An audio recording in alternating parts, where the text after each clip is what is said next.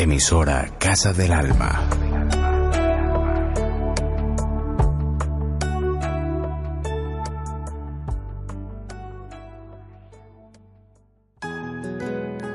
Otros cuentos para Caperucita. Un viaje hacia el alma femenina, más allá de los cuentos y desencuentros de la vida en pareja. Conduce Liliana Arbeláez Naranjo.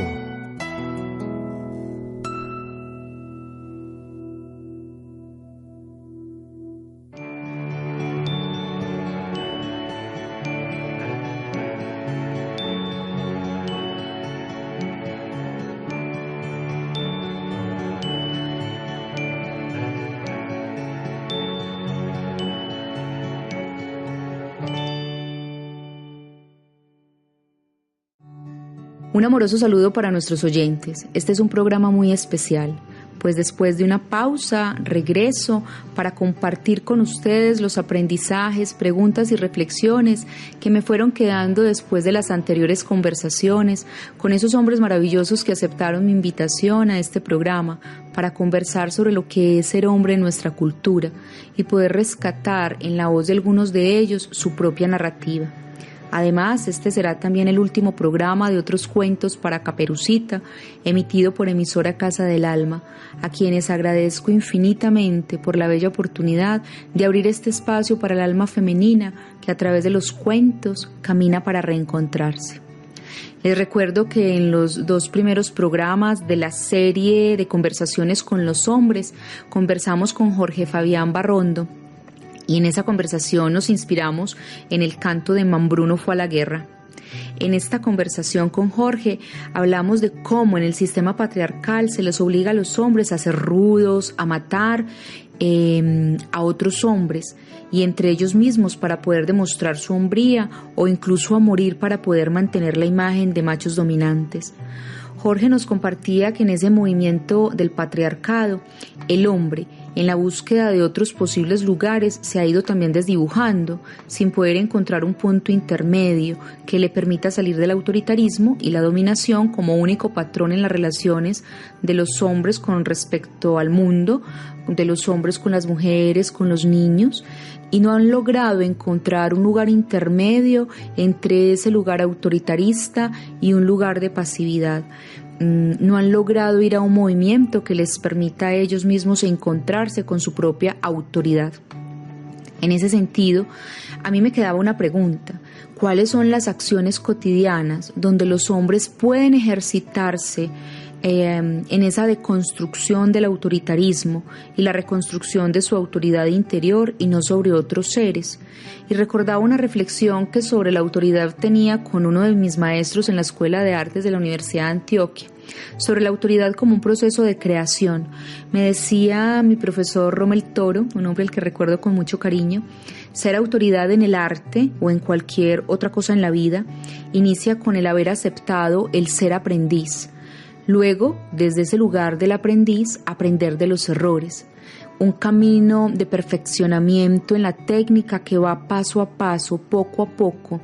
donde uno se va nutriendo de otros que ya han pasado por el camino, donde se honra a los maestros que ya pasaron por los difíciles caminos de la vida o de cualquier técnica artística, en este caso de la pintura con Rommel Toro. Así que esas conversaciones me fueron dejando claridad que ser una autoridad no es quien grita más, quien impone más. Ser autoridad en el arte y en la vida, entonces, es haberse permitido pasar por el lugar del aprendiz. Es el camino de la humildad que se va logrando poco a poco, que también abraza el error y que se permite desde la disciplina amorosa ir llegando a la perfección de la técnica o a las respuestas que la vida nos va trayendo a partir de las preguntas que les hacemos. Entonces, así como en el arte o en cualquier expresión artística como la literatura, la pintura, la música, la danza o el teatro, todo debe de comenzar en el vacío, en el movimiento humilde del vacío, porque quien está lleno ya no puede recibir nueva información. Quien ya se siente lleno, acabado, perfeccionado, no tiene más camino para recorrer. Entonces ese camino de reconocimiento humilde hacia el vacío es donde realmente podemos reconocer que no sabemos nada de lo nuevo que ha de venir. Toda obra de arte debe iniciar en el vacío. Nosotros, como nuestra propia obra de arte, debemos de reconciliarnos con el vacío. Como una pintura, el pintor debe reconciliarse con el lienzo en blanco. El músico debe reconciliarse con el silencio. Quien danza debe reconciliarse con la quietud. El autor debe confrontarse primero con el vacío, con el no saber que emergerá. Debe saber soltar el control y permitirse jugar, sea con las palabras, con el color, con las notas musicales, con su cuerpo al danzar o al llegar a las tablas del teatro. Y ahí, en ese vacío, en ese no saber y en el encuentro con el niño interior, en el juego, es donde se da la posibilidad de activar la dimensión lúdica y creativa, donde podemos iniciar el movimiento creativo que nos va a sacar de la repetición de patrones, donde podemos iniciar a ser nuestros propios autores, donde podemos iniciar una nueva obra de nosotros mismos, de nosotras mismas. Recuerdo mucho esta reflexión porque es la que me ha inspirado en varios momentos de la vida, cuando he podido compartir con estos seres maduros llenos de sabiduría, la sabiduría que está curtida por los años, no por los libros, seres ya viejos, seres con arrugas, que en cada arruga tienen una historia escondida y maravillosa por ser contada. Y esa comprensión sobre la autoridad me va quedando entonces como una pequeña sensación en el cuerpo, en la palabra, que es haberse permitido pasar por la vivencia y luego, solo luego a posteriori, en la reflexión sobre eso que se vivió, podemos extraer los aprendizajes que nos regala el poder mirar hacia atrás y hacer algo nuevo con ello. Y como dice un amigo mío, Jorge Gómez, hasta que no lo hemos vivido, no sabíamos qué pasaría. Así con este asunto de la autoridad, solo hasta que los hombres y las mujeres no nos adentremos en el vacío sobre el control, sobre la dominación, hasta que no desaprendamos todos estos patrones de relacionamiento que nos llevan a la dependencia, al apego, a la violencia, hasta que no habitemos el vértigo de saber que lo aprendido ya no nos sirve para los nuevos mundos posibles que queremos crear, que necesitamos pagar el precio de este vértigo de no saber, de entregarnos como aprendices a la vida, muerte, vida. Hasta que no demos ese paso, no podremos comenzar a jugar desde el vacío con nuevas posibilidades y así ir construyendo nuestra autoridad interior, construyéndonos a nosotros mismos como seres con autoridad sobre nosotros mismos y no sobre otras personas. Y creo que este paso es un paso fundamental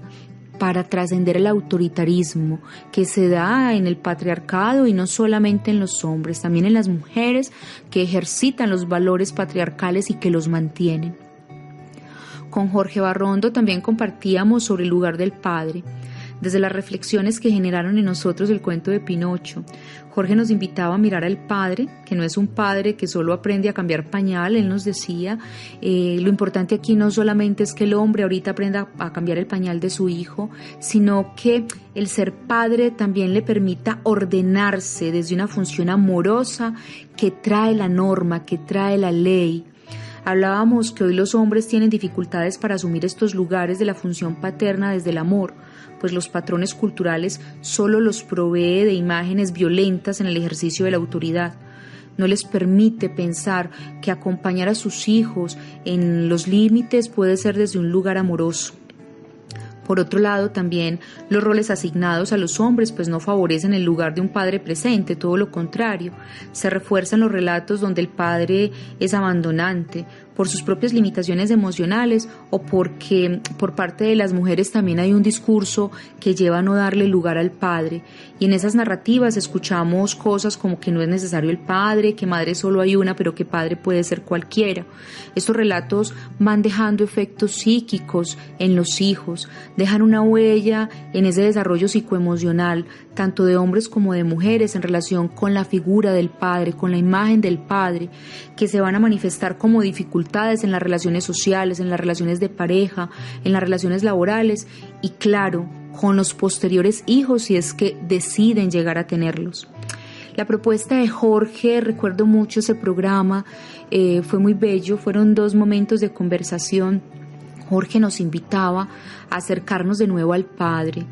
pero a un padre que no ocupe el lugar del guerrero dominante, sino un padre que se haya permitido ser hijo primero. Y esto era muy interesante porque solo desde el lugar de ser hijo es posible permitirnos luego ser padres.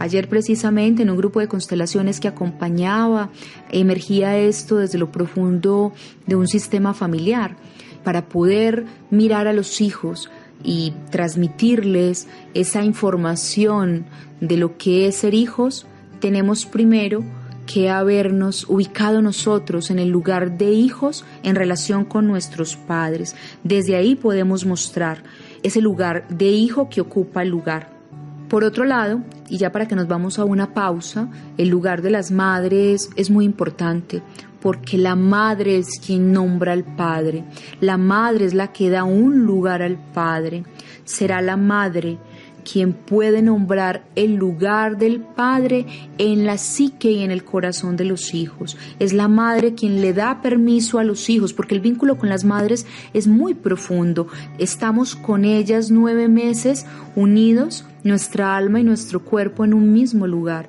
y eso va a caracterizar ese vínculo tan estrecho con mamá. Si mamá no permite que papá ingrese, si mamá no le da un lugar a papá, si mamá excluye a papá, independientemente de cómo sea la relación de pareja, pero si mamá no reconoce ese lugar del padre, porque no fue el padre ideal, porque no fue lo que ella esperaba como pareja, los hijos no van a poder tomarlo. El padre no podrá dar la fuerza de vida o los hijos no podrán recibirla, y esto va a marcar ese impulso vital que requieren los hijos para ir a los lugares fuera de la circunferencia que se crea en el vínculo con la madre. Los hijos necesitamos, los hijos requerimos ese impulso vital del padre para ir afuera, para salir de la relación con la madre, para ir al mundo, para buscar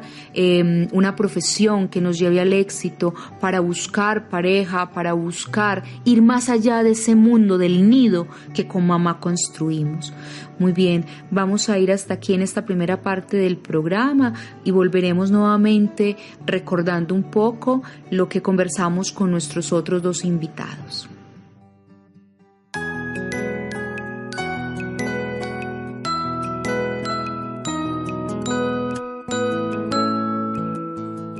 El cuerpo humano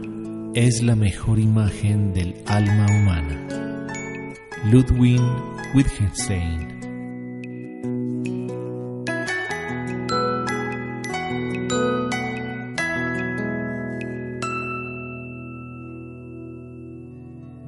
Bueno, regresamos nuevamente para seguir haciendo un recuento de esos aprendizajes que nos quedaron en las conversaciones con los hombres, y en este momento traigo a mi corazón a Edison Viveros, docente de temas de familia y estudiante de filosofía, un hombre con el que tuvimos la posibilidad de conversar sobre esas preguntas que se ha hecho por temas como la alteridad, la masculinidad y la feminidad, también la familia, y cómo estas relaciones tienen efectos en las relaciones sociales. Con Edison retomamos el cuento de Pinocho también para conversar sobre lo que es ser padre en esta cultura. El cuento de Pinocho nos habla del trasegar del alma humana. Para Edison, lo más significativo de este cuento fue la alegría de ser padre, esa alegría que encarna la responsabilidad de darle vida a un trozo de madera que nos representa la infancia como ese momento vital donde nos estamos moldeando, donde nos estamos permitiendo construir formas. El cuento habla también del deseo de ser padre, que Edison lo traía con mucha fuerza. y cómo ese padre paga el precio de serlo, porque no es sencillo ser padre, ni en esta época ni en ninguna época. No, los hijos no vienen con un manual. Nos toca ir aprendiendo también a partir del error y también aprendiendo a partir de la guía del corazón. El símbolo de salir de la ballena, que es un momento en el cuento de Pinocho, es un momento muy importante porque, si bien recordamos, Pinocho sale de la ballena es de la mano del padre. Salir del mundo femenino de la madre, recordando y hilando un poco también con esto que decíamos, que hablábamos con Jorge, se necesita del padre para salir de esa circunferencia que se va generando, como esa barrera que va generando la relación con la madre, donde solamente madre e hijo tienen un lugar y nadie más puede entrar, o el hijo no tiene permiso de salir. Igual en el cuento de Pinocho, conversado con Edison, veíamos lo mismo. Se requiere de la mano del padre para salir del mundo femenino de la madre. Esa madre que por amorosa también nos puede devorar, consciente o inconscientemente. Pinocho, como cuento, nos narra ese proceso también de humanizarnos, volvernos seres humanos de verdad en la relación con un padre y una hada madrina. Y conversábamos con Edison sobre qué es hacernos seres humanos de verdad. Él nos decía que lo que caracterizaba al ser humano es el deseo, eso que ya no es racional y que no es posible controlar, eso que nos mueve desde lo profundo, que nos motiva, esas emociones que vienen desde lo más profundo del ser, que alimentan nuestro deseo, y que no siempre podemos hacer palabra ese deseo, que no siempre va a ser racional, que no es posible siempre acceder a él a través de la palabra o de la razón, pero que es esa posibilidad humana que nos ayuda a encontrarle sentido a la vida cotidiana, que nos va a ayudar a encontrar la pasión por la vida. Fundamental entonces mantener el deseo vivo, es el deseo el que nos conecta con la vida. También abordábamos con Edison la pregunta por los roles sociales, esos roles que nos impone el sistema patriarcal y que se mantienen a través de la educación, del sistema educativo formal, pero también en casa. En estas reflexiones nos dábamos cuenta que la educación, tanto la formal como la educación que damos en casa, es fundamental para el encuentro con el ser, pero que el sistema actual no nos está permitiendo abrirnos a lo diverso, a la alteridad, al cuestionamiento de las relaciones de poder, donde va a favorecerse más a los hombres.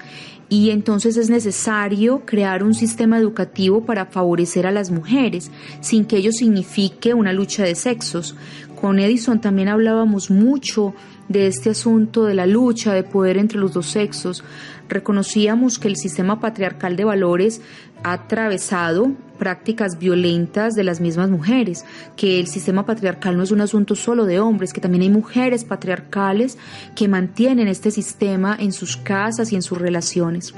Edison nos compartía su reflexión sobre la emergencia del sistema patriarcal y su hipótesis sobre los inicios de este sistema, asegurando que es muy posible que haya emergido gracias al temor que se le tiene o se le tenía, bueno, yo creo que todavía se le tiene a las mujeres, y que este temor hace que se construya un sistema donde la mujer deba quedar subyugada, sometida al autoritarismo de un hombre que, además de gobernar el mundo público desde lo militar, desde el poder político, gobierna a la mujer y a los hijos en lo privado. Un hombre que se hace dueño del cuerpo de la mujer, de la sexualidad de la mujer, de los hijos, un hombre que cosifica, convierte en objetos a los niños, a las niñas y a las mujeres, en tanto él se hace dueño de su cuerpo, de sus decisiones. Según Edison, históricamente se puede observar que los movimientos de las mujeres en toda la historia proponen más sistemas comunitarios, muy distintos a los sistemas patriarcales verticales. Recordábamos en ese momento de la conversación a Humberto Maturana y las pistas que nos da en su teoría sobre cómo emerge la emoción de la apropiación, la exclusión y la eliminación del otro, donde son las mujeres y sus crías las que pasaron a ser propiedad de los hombres, dejando los sistemas matrísticos o matrilineales, que eran los primeros sistemas que existían, donde los hijos se organizaban no por el apellido del padre, sino porque era más fácil saber quién era la madre, tanto era quien lo había llevado en el vientre y había dado a luz. Esos sistemas eran sistemas más comunitarios y creativos. Y luego se pasa a este sistema patriarcal de dominación y control a través del ejercicio del poder y el sometimiento del más débil, sobre todo físicamente. Reflexionamos mucho con Edison sobre la posible salida de este sistema, teniendo claro que no va a ser por la vía de la guerra de los sexos, ni por la vía de la violencia entre hombres y mujeres, sino por la vía del reconocimiento de la alteridad, de la diversidad, donde los hombres puedan retomar también sus emociones y habitar su cuerpo desde la fragilidad y no solo desde el ejercicio de la fuerza. Finalizamos nuestro ciclo de programas dando voz a un hombre muy bello, un hombre con el que compartimos ciertos momentos de reflexiones y de preguntas, con Carlos Sosa. Carlos es psicólogo y tejedor de mundos posibles desde la pregunta. Él teje y desteje para volver a tejer. Ese encuentro con Carlos fue muy bello, muy inspirador. Allí nos preguntamos ¿qué es ser hombre en este sistema? Nos inspirábamos en el poema de Antonio Machado, conocido como El Macha, un poema que nos hablaba del cuerpo de los hombres y de la esperanza. Además también hablábamos de la experiencia que juntos viven construyendo un espacio donde se encuentran hombres, un espacio que ellos han llamado el amañadero, un lugar donde se reúne un grupo de hombres para permitirse, desde el encuentro, hacerse preguntas sobre la masculinidad o solo para encontrarse, para amañarse estando juntos. Un espacio donde nos contaba Carlos Oso se trascienden las prácticas alienantes que les propone la cultura o por lo menos intentan preguntarse sobre esas prácticas, donde los hombres solamente se reúnen para tomar alcohol. En esas prácticas patriarcales los hombres no tienen otras salidas, reunirse para tomar alcohol o hablar de violencia, hablar de pornografía. Son espacios donde los hombres se amañan pero se alienan. En contravía a esta propuesta patriarcal, ellos han creado el amañadero, que es un lugar donde se amañan haciendo cosas diferentes a las que propone esta sociedad. Un lugar donde inclusive tienen prácticas de autocuidado, donde cocinan, donde hacen rituales de sanación y conversan sin sentir que tienen que competir. Me llamaba mucho la atención esto que nos compartía Carlos, porque es la competencia entre los hombres lo que también va a fundamentar ese sentimiento de apropiación, esa necesidad de ser siempre el macho alfa que tiene la posibilidad de dominar a otros hombres débiles, a las mujeres y a los niños. Nos decía Carlos que en el amañadero se intenta construir un lugar donde se dé espacio a las emociones. También reflexionábamos con Carlos que para los hombres es muy difícil participar de este tipo de espacios donde lo emocional o el arte tengan un lugar, ya que los espacios que los hombres generalmente ocupan están marcados es por la competencia, y desde esas lógicas pues se defienden los lugares que ocupan los hombres, generalmente desde el que tiene más poder. Espacios donde los hombres se violentan entre ellos mismos para definir quién es el más fuerte, donde no se puede mostrar la vulnerabilidad. Nos compartía Carlos que muchos de los hombres que llegan a este espacio ya estaban agotados de esas prácticas, hombres que si bien aún siguen atravesados por los valores patriarcales, porque no es sencillo hacerse la pregunta por el patriarcado y al otro día decir que ya no estamos atravesados por ellos, tanto hombres como mujeres, llevamos siglos y generaciones en estas prácticas, no va a ser sencillo transformarlas, requerimos de altos niveles de conciencia, pues no es fácil cambiar. Como él mismo nos lo decía, por ahora son hombres que se mueven en la lógica de la pregunta y esto ya es un gran avance. También veíamos con Carlos Oso cómo se les exige a los hombres que están en este momento en la pregunta por el patriarcado, que ya estén transformados. Él me decía en el programa que sienten que hay un reclamo de las mujeres, que las mujeres deseamos que el cambio se dé ya, pero que para ellos no es fácil hacerlo de forma inmediata, que son procesos históricos donde hombres y mujeres estamos llamados a niveles de conciencia que nos permitan ir avanzando los unos y las otras paso a paso, pero también un reconocimiento de lo difícil que es cuando desde la misma casa, desde la misma cuna estamos manteniendo. Inclusive mi reflexión siempre ha sido también qué estamos haciendo las mujeres que educamos hijos hombres para cambiar el sistema, para decirle a esos hijos hombres que no son los reyes del mundo, que necesitan descentrarse de su ego, que no son los dueños de sus novias, de sus esposas ni de sus hijos, que están llamados también a humanizarse desde sus emociones, a permitirse vivir el mundo de sus emociones, o los estamos educando para que el sistema permanezca. Carlos hacía referencia a este tipo de exigencias sociales, éticas, que viven quienes vivimos quienes nos proponemos cambios sociales. Uno como terapeuta también vive esa exigencia de tener que estar siempre bien. Él desde un lugar honesto en el programa reconocía que la diferencia que él tiene con otros hombres que están sumergidos en el sistema, en ese dispositivo cultural del macrorrelato patriarcal, es que por lo menos él y otros están haciendo la pregunta, están generando preguntas que los incomodan como hombres, que los sacan de la zona de confort, pero que no va a ser fácil llegar a la transformación y a la coherencia, ya que son siglos los que tenemos encarnando estas relaciones de dominación y sometimiento con las otras y con los otros. Hablábamos también del disciplinamiento que este dispositivo social hace del cuerpo de los hombres como guerreros. Yo recordaba que hay una masculinidad propuesta desde la desensibilización sistemática del cuerpo de los hombres, que lleva a que se desconecten de su sentir. Los hombres aprenden desde niños a desconectarse de su sensibilidad, de la sexualidad, a vivir una sexualidad muy fálica, solo genital, y se pierden de otras posibilidades de lo erótico, que no les facilita relacionarse desde otros lugares, primero con ellos mismos, con su cuerpo y el cuerpo de las mujeres. El cuerpo de los hombres se ha adiestrado para que sean violentos, para que lo que importe sea la musculatura y la fuerza que pueden imprimir, y no para que toquen, acaricien y cuiden. Los hombres han sido educados para ser héroes, donde ese camino del ser héroe los lleva a olvidarse de la salud. La salud no es importante, pues ellos han aprendido que ser hombres es jugarse siempre la vida con todo para poder demostrar que son hombres, que son valientes. Esto los lleva a crear además unas armaduras corporales y emocionales que se van a ver mayormente en el hombre guerrero, pero que también se va a ver en el hombre intelectual, que también se va a ver en ese hombre que se ha racionalizado y que se ha dedicado únicamente a ser proveedor.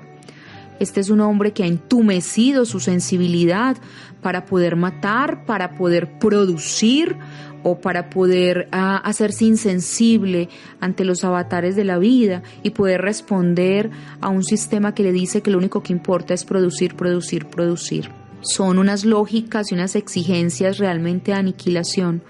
Y los hombres a veces no se dan cuenta y las mujeres tampoco. Primero, que estamos presos de este sistema y que estamos permitiendo que las nuevas generaciones también lo estén.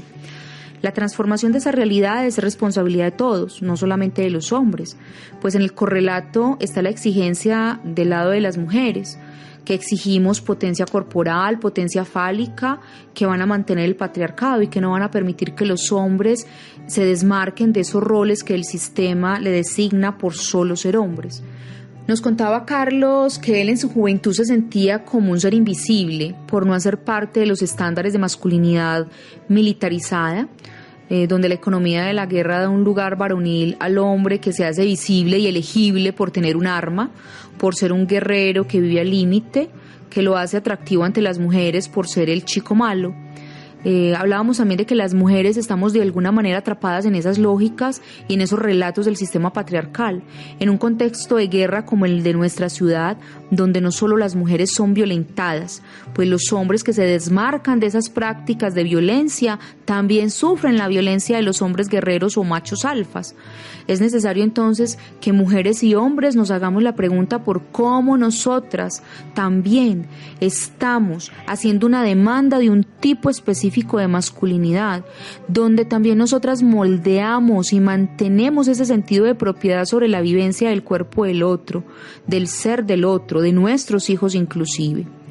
La conclusión que me quedaba después de este tan bello compartir con estos 3 hombres tan generosos en sus reflexiones y en su capacidad para exponerse en las conversaciones que sostuve con ellos, giran alrededor del darnos cuenta que somos una generación de tránsito, de cambios, de transformaciones, que los modelos que heredamos de nuestros ancestros y ancestras ya no nos son útiles hoy para esos mundos que deseamos construir ante esta realidad a la que nos enfrentamos, una realidad de incertidumbre, una realidad que nos invita al vacío, pero también al reto de crear algo nuevo que nos permita mirarnos desde otros lugares, hombres y mujeres, que nos cuestionemos esos lugares que hemos ocupado históricamente y que en ese cuestionarnos nos hagamos cargo de lo que a cada uno, a cada una le corresponde transformar. El umbral en el que estamos es complejo, pues aún no somos ni los que deseamos ser, pero tampoco somos lo que fueron nuestros padres.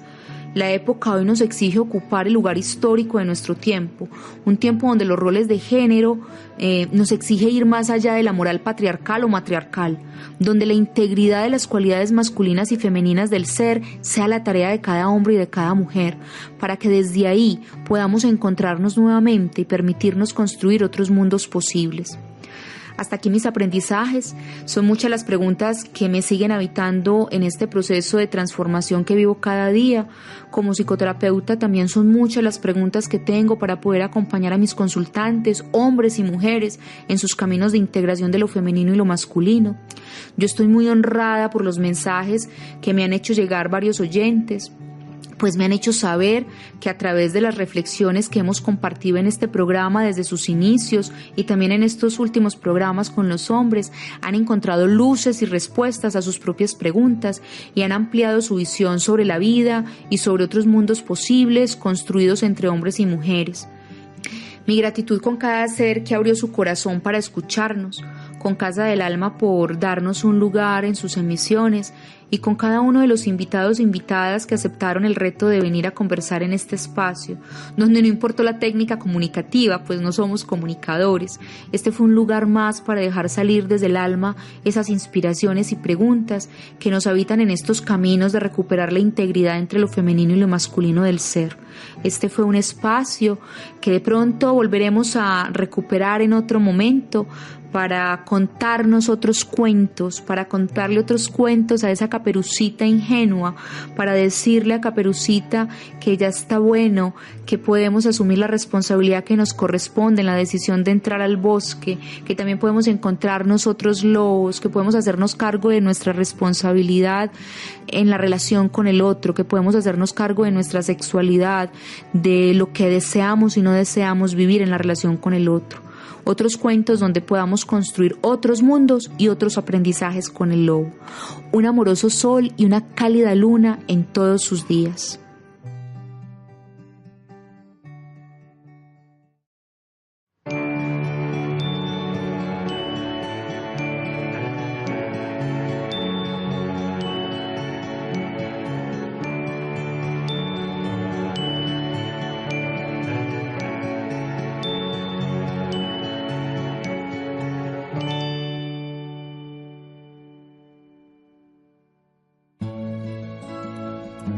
Para comunicarte con Liliana Arbeláez,